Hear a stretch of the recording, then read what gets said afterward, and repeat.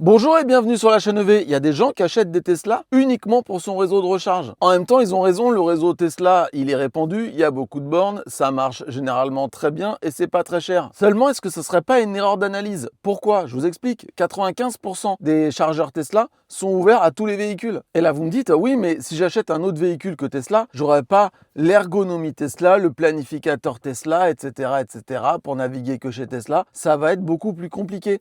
C'est pas vrai et je vous explique pourquoi. Aujourd'hui, je suis à bord d'une Polestar 4 et la Polestar 4, elle est équipée d'Android Automotive. Et ce qu'on va faire, c'est qu'on va faire avec cette Polestar 4 un trajet 100% Tesla, comme si on avait une Tesla. On est ici à Saclay en banlieue parisienne, on va aller sur le bassin d'Arcachon comme d'habitude, mais cette fois-ci en naviguant que chez Tesla et on va voir si les outils présents dans la voiture nous permettent de faire ça. Déjà la première chose, vous l'avez déjà vu sur la chaîne EV, les essais de la Polestar 4. Franchement, c'est quand même magnifique. C'est quand même autre chose qu'une Tesla. Bon, après, c'est plus cher qu'une Tesla, effectivement. Donc, ce que je dis, c'est de la merde. Avant de commencer, évidemment, n'hésitez pas à vous abonner parce que plus on a d'abonnés, plus c'est facile d'avoir des voitures. On a eu cette Polestar 4 pendant 2 semaines et ça, c'est grâce à vous. C'est parce que vous vous abonnez. N'hésitez pas à nous rejoindre. En plus, vous serez avertis de toutes nos nouvelles vidéos que je sors mon téléphone. On va attaquer la planification. Avant de commencer, petite auto-promo. Si vous voulez une borne de recharge chez vous et vous savez pas à qui vous adresser, rendez-vous sur la chaîne ev.fr, rubrique pose de borne. C'est là, dans le menu là en bas. Vous tombez sur un formulaire, il faut le remplir pour détailler votre projet. Et une fois que vous envoyez le formulaire, boum, nous on vous met en relation avec jusqu'à 3 artisans de votre région. Ils vont vous appeler pour prendre rendez-vous, ils vont se déplacer, ils vont vous faire des devis. Et vous pourrez tranquillement comparer les prix et services et choisir le meilleur. Ou pas, parce que c'est sans engagement. Et en plus, c'est gratuit. Et ça marche aussi pour la pose de prise renforcée. Sachez que plus de 4000 personnes ont déjà demandé des devis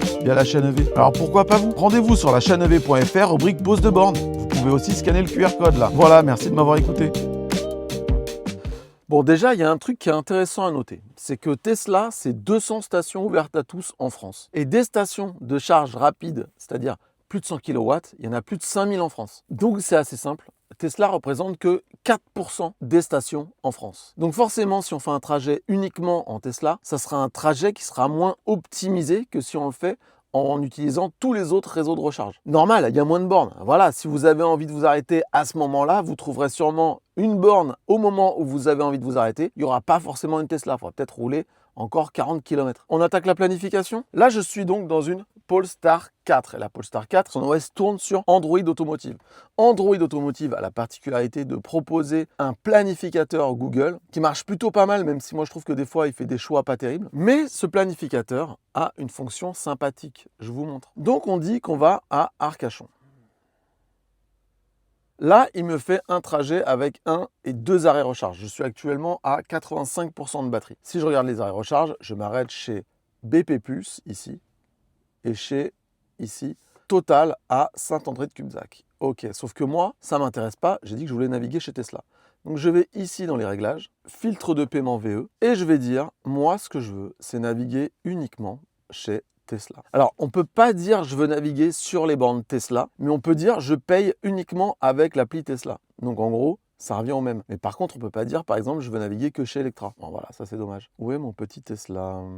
Voilà, Tesla, superchargeur non Tesla. Donc les superchargeurs qui sont dispo pour les non Tesla comme moi. Ok, je reviens. Et là, ça a déjà refait toute la planification en me faisant m'arrêter à 2 superchargeurs. Le premier à Châtellerault ici. C'est une station où il y a 16 chargeurs super rapides en 250 kW. Et le deuxième arrêt recharge ici à Biganos, c'est juste à côté de chez moi en arrivant. Et donc je m'arrête la première fois à 28% et la deuxième fois à 12%. Ok, donc je fais démarrer. Donc voilà, mon planificateur m'a fait un trajet uniquement chez Tesla. Et ça marche exactement comme chez Tesla. Je vous explique, je vous montre. Ici, ça m'indique que j'arrive dans 2h44. Je vais faire 282 km, je vais arriver à 28%. C'est pas mal hein, quand même, de 85% à 28%, faire 280 km. C'est quand même assez cool. Hein. Et donc voilà, ça m'indique mon pourcentage à l'arrivée comme chez Tesla. Donc là, c'est facile. Alors, est-ce qu'on peut le faire avec toutes les voitures électriques? Premièrement, le réseau Tesla Supercharger est en 400 volts actuellement. Donc, si vous avez une voiture qui charge en 800 volts, soit elle va pas charger du tout chez Tesla, soit elle va charger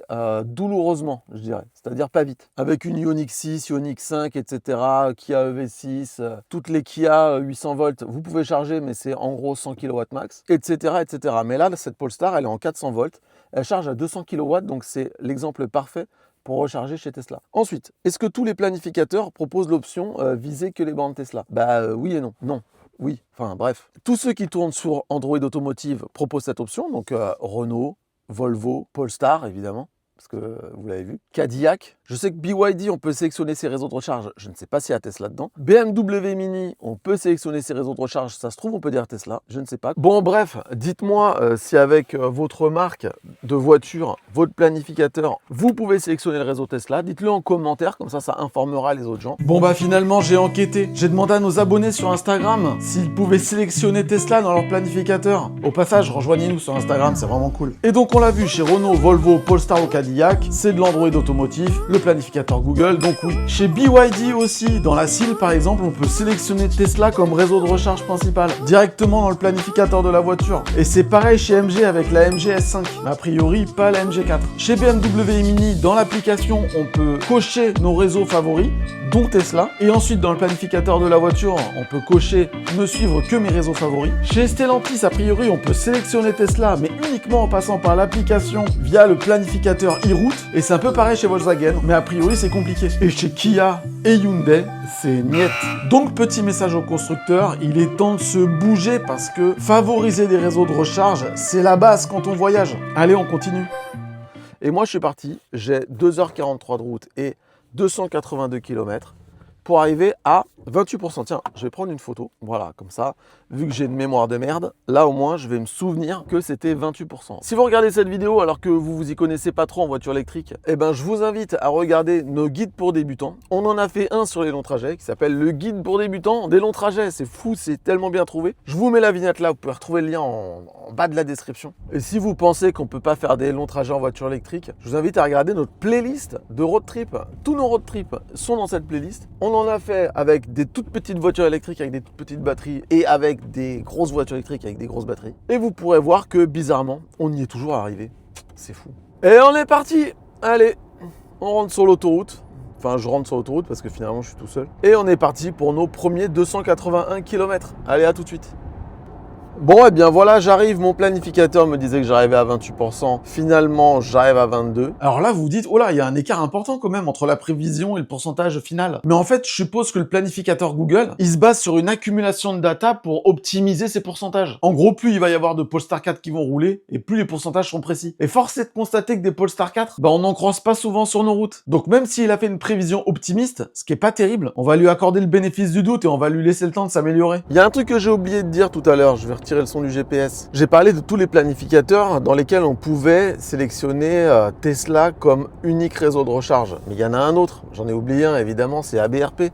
Stop, je m'arrête 30 secondes pour expliquer à ceux qui connaissent pas ABRP comment ça marche. Très rapidement, vous téléchargez ABRP sur le store de votre mobile, que ce soit Apple ou Android. ABRP, c'est A-Better Route Planner, un meilleur planificateur. Vous créez votre compte, vous ajoutez votre voiture. Je vous le montre ici, regardez, moi j'ai Myonic 28 et en plus Myonic 28, elle est connectée à la voiture via un dongle OBD2. Ça, c'est un peu plus technique, mais on a fait une vidéo, je vous la montre ici, par-dessus mon téléphone, c'est le bordel. Mais on a fait une vidéo qui explique vraiment comment l'OBD2 fonctionne avec ABRP. Et c'est vraiment génial. La voiture et le téléphone communiquent ensemble. ABRP, c'est en permanence à quel niveau de batterie je suis, quelle est ma conso, et donc permet d'avoir des estimations de pourcentage beaucoup plus précises. Bref, et une fois que vous avez votre voiture, si vous faites une planification, par exemple, moi, du bassin d'Arcachon pour aller à Saclay, le lieu de départ de la vidéo que vous êtes en train de regarder, eh ben, je fais planifier et ça me fait 1, 2, 3, 4, 5 arrêts avec de l'Atlante, de l'Electra, du BP Pulse, du Ionity et du Ionity. Mais si je vais ici dans le menu, dans chargeur et réseau, éviter et préférer,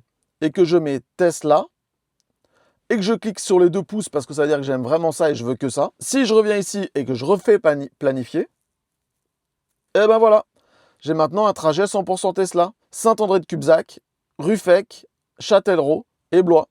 Et après, j'ai plus qu'à faire trajet et je peux me servir de mon téléphone en GPS comme ça, vous voyez, ça fonctionne.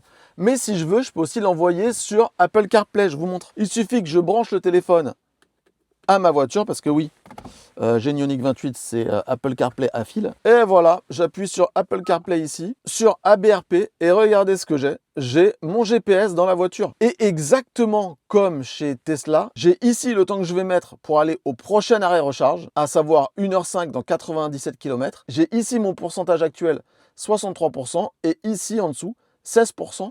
c'est le pourcentage auquel j'arriverai à destination. Ça, c'est dispo sur toutes les voitures. C'est quand même trop cool. Vous pouvez lier votre voiture avec ABRP, soit avec un dongle OBD2, soit avec le compte de votre voiture, c'est-à-dire le compte que vous utilisez pour vous connecter avec votre téléphone à la voiture. Et pour avoir ABRP en Apple CarPlay comme ça, il faut payer un abonnement premium. Ça coûte 5 € par mois et c'est sans engagement. Donc vous pouvez le prendre seulement pour vos départs en vacances. Vous le prenez un départ en vacances, vous résiliez tout de suite. Ça va vous coûter 5 € dans le mois pour avoir dans votre voiture, peu importe son âge, le meilleur planificateur du monde. Et du coup, vous allez pouvoir planifier un trajet facilement en 100% Tesla. Un jour, je ferai un guide pour débutants d'ABRP, tellement c'est bien ce logiciel. Il faut vraiment que je vous l'explique. Bref, on retourne au trajet, à tout de suite. Allez, j'arrive dans 3 minutes. Je crois que je suis jamais allé sur ce superchargeur. Donc je vais découvrir. Ça se trouve, c'est pas vrai, je le connais par cœur. A priori, ils sont là. Je suis juste à côté, je les vois pas. Ah bah si, ils sont là. Donc, la Polestar, elle a un avantage, c'est qu'elle a un port de charge qui est à l'arrière gauche. Donc, comme les Tesla. Donc, sur les vieux superchargeurs qui ont un câble un peu court, eh bien, ça ne pose pas de problème, j'embête personne. Hop là, je suis arrivé à 22%. Et donc, je suis arrivé et la voiture, comme une Tesla, me dit recharger au moins jusqu'à 80%. Donc là, c'est simple, je me branche et je charge à 80%. Donc, c'est là qu'il y a une petite nuance avec un voyage en Tesla. Si vous avez une Tesla et que vous allez sur un superchargeur, vous vous branchez et la charge commence tout de suite parce que la Tesla et le chargeur parlent ensemble et votre charge est débitée sur votre compte Tesla automatiquement. Avec une non Tesla, c'est différent. Il va falloir lancer la charge avec votre appli Tesla. Voilà, je l'affiche là. Donc ça, c'est l'appli Tesla. Il faut aller dans recharger votre autre VE. Alors moi, c'est parce que j'ai déjà une Tesla. Si vous n'avez pas de Tesla, c'est un petit peu différent, mais c'est pas compliqué. Là, on voit où je suis. On voit qu'il y a 15 chargeurs. On voit ici que je vais payer, je l'affiche là, 51 centimes d'euros. C'est un petit peu cher quand même finalement. Mais c'est le tarif des non-Tesla. Les gens qui roulent en Tesla payent moins cher. Mais vous aussi en non-Tesla, vous pouvez payer le même prix que les gens en Tesla avec un petit abonnement. On le voit ici. Payez moins grâce à l'abonnement, en savoir plus. L'abonnement coûte 11,99 € par mois, mais c'est sans engagement, donc vous pouvez le prendre si vous avez des longs trajets à faire, par exemple si vous partez en vacances. Et là, vous passez de 51 centimes d'euros le kilowattheure à 37 centimes d'euros le kilowattheure. Et donc là, ce que je vais faire, c'est que je vais me recharger. Alors pour se recharger, il faut aller voir le numéro de la borne. Donc moi, c'est la 2B, parce que c'est marqué en bas de la borne. Donc là, je fais recharger ici. Je sélectionne la 2B, c'est moi, et je clique sur recharger ici. Je sors, j'ouvre ma trappe de charge, je prends la prise et je branche. Et là, dans mon application Tesla, initialisation de la recharge, ça y est, waouh, je prends, alors incroyable, voilà, je prends 185 kW.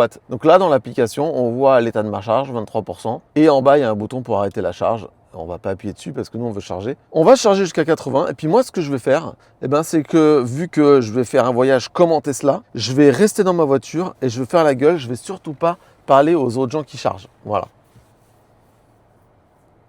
Non, c'est pas vrai. Je vais parler avec les gens. Bonjour! Il y a quelqu'un qui veut parler avec moi? J'ai une Polestar 4, c'est nouveau. Non? Bon. Bon, ben voilà, on arrive à la fin de la charge. J'ai bloqué à 80, comme ça va s'arrêter tout seul. Et voilà, c'est terminé. Du coup, je vais me débrancher. Est-ce que j'ai les stats de ma recharge là? J'ai rechargé 59 kWh en 28 minutes. Ça m'a coûté 30 €. Et si j'avais pris l'abonnement Tesla, j'aurais payé, j'ai déjà oublié, j'ai fait le calcul, 22 €. Et donc là, si je dis OK, c'est fait, j'ai chargé, continuez. Je ne sais pas si vous avez vu, il y avait un petit bouton besoin d'une autre borne. Par exemple, si votre borne est en panne, vous appuyez et ça vous trouve une autre borne dans les environs. Voilà, j'ai 3h10 de route pour arriver au prochain superchargeur qui est celui de Biganos et j'arriverai à 10%. Voilà, on a vraiment un trajet comme en Tesla. Du coup, je repars. Hop.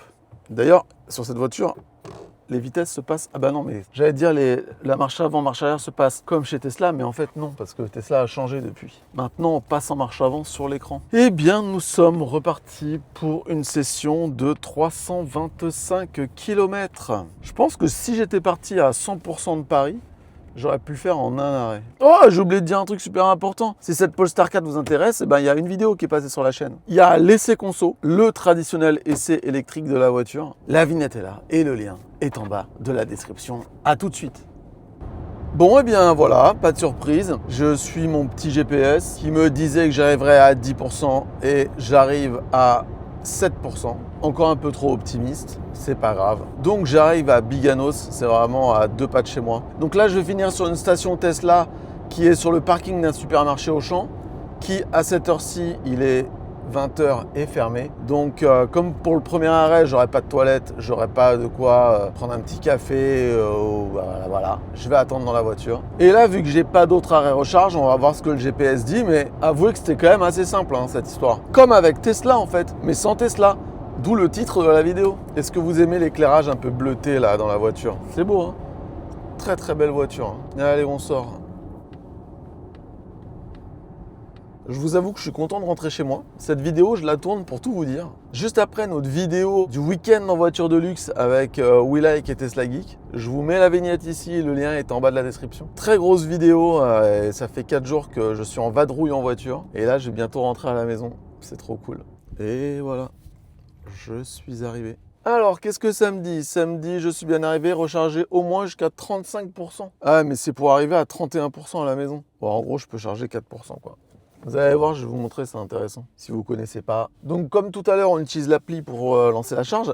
Tout à l'heure, je ne vous ai pas montré où est-ce qu'on trouve le numéro de la borne. Là, au pied de la borne, il y a le numéro, c'est tout simple. Donc je vous montre, ici il y a marqué recharger au moins jusqu'à 35% et j'arriverai à 31% chez moi. Alors le planificateur Google, il permet de régler le pourcentage auquel on souhaite arriver à destination. Je vous le montre là avec une photo de la Renault 4 qui a le même. Sauf que là, je venais de récupérer la voiture et j'ai oublié de le faire. Bon voilà, ça va. Je lance la charge et puis je vous montre un truc. Ah, c'est marrant ça. Hop, je vous montre l'appli, c'est rigolo. Regardez, je suis dans la dernière tranche à 49 centimes le kilowattheure. Et dans 2 minutes, je passe à 37 centimes le kilowattheure. Alors, je pense que si je branche maintenant, les premiers kilowattheures seront à 49 et les suivants à 37. Mais pour simplifier mon calcul, je vais attendre 2 minutes avant de lancer. Donc ça sera 37 centimes le kilowattheure pour moi qui n'ai pas d'abonnement Tesla. Et si on prend un abonnement, on passe à 26 centimes. Oula, très intéressant ça. Allez, il est 20h. Si je clique dessus, boum, je suis passé à 37 centimes. C'est bon, ça j'aurai un calcul simple. Recharger ici. Alors regardez, il y a des bornes en panne. La 1C est en panne. La 2C, la mienne, non. Allez, je vais me brancher. 7% là, normalement, est-ce que je vais prendre les 200 kW? Ouais, quasiment, 196. Là, pour monter à 80, alors évidemment, j'ai mis le volant de travers, comme d'habitude. Ah, ça me dit 35 minutes pour monter à 80%. 198, hein, pas mal. Et donc, ici, si je fais continuer, j'arrive avec 2% d'autonomie restante. Ignoré. Ah bah, il me dit 5 maintenant. Donc en fait, si je veux arriver à 5%, je peux déjà me déconnecter. J'ai pris 3%. Mais on va attendre un petit peu, on va quand même arriver à 10. En gros, ça va durer à peine quelques minutes. Donc voilà, c'est très simple. Bah voilà, je suis arrivé à 10%. Allez, j'arrête. Est-ce que je peux arrêter depuis la voiture? Je vais ici dans charge et je dis arrêter la charge. Ok, c'est coupé.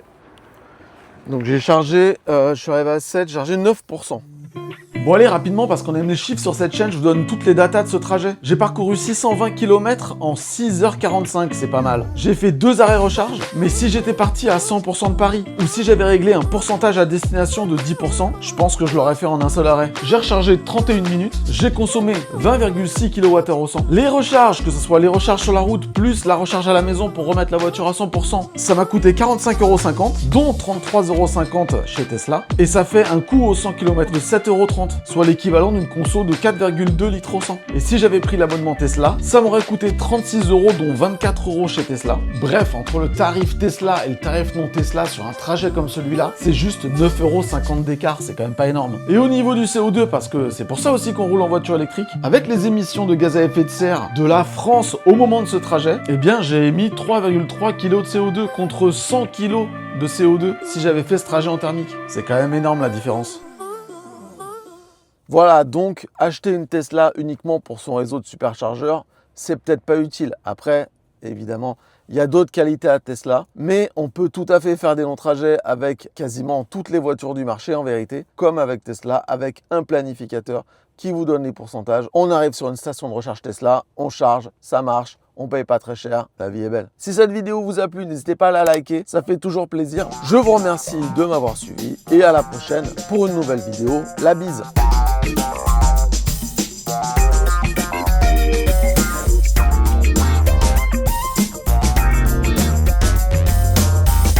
Bon, faut que je trouve un buisson maintenant. Pas gagné là.